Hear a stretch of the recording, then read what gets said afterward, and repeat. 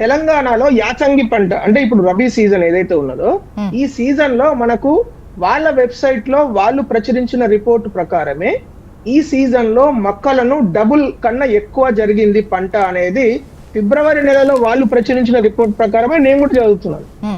మీరు కావాలంటే చూడొచ్చు, ఎవరైనా ఓపెన్ చేసి చూడొచ్చు. 4 లక్షలు 5 లక్షలు పండించాల్సిన ధాన్యము 11 లక్షలు అప్పటికే దాటిపోయింది ఫిబ్రవరి. ఇప్పటికి 13.5 లక్షల ఎకరాలలో రైతులు వేశారు. ఎందుకు వేశారు? మోడీ గారు రైతుల మీద ఉన్న ప్రేమ కొద్దీ ఎంఎస్పిని 10 సంవత్సరాలలో 1000 రూపాయలు ఉన్న కనీస మద్దతు ధరను మొక్కల మీద 2410 రూపాయలు చేశారని ఈ రోజు రైతులందరూ ఆనందంతో వేస్తే వాళ్ళకు ఏం మిగిలిందండి? రక్త కన్నీరు మిగిలింది.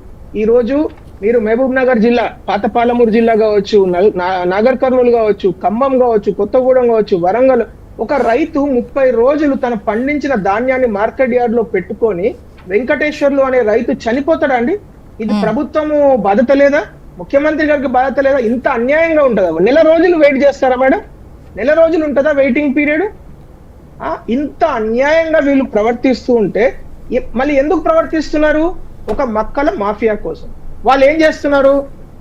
ఇప్పుడు 1600కు 1700కు రైతులు దళారులకు అమ్ముకోవాలి. ఈ దళారుల నుంచి నెల రోజులు లేటుగా, 2 నెలలు లేటుగా, 3 నెలలు లేటుగా ప్రభుత్వం 2400కు ఆ ధాన్యం సేకరిస్తుంది.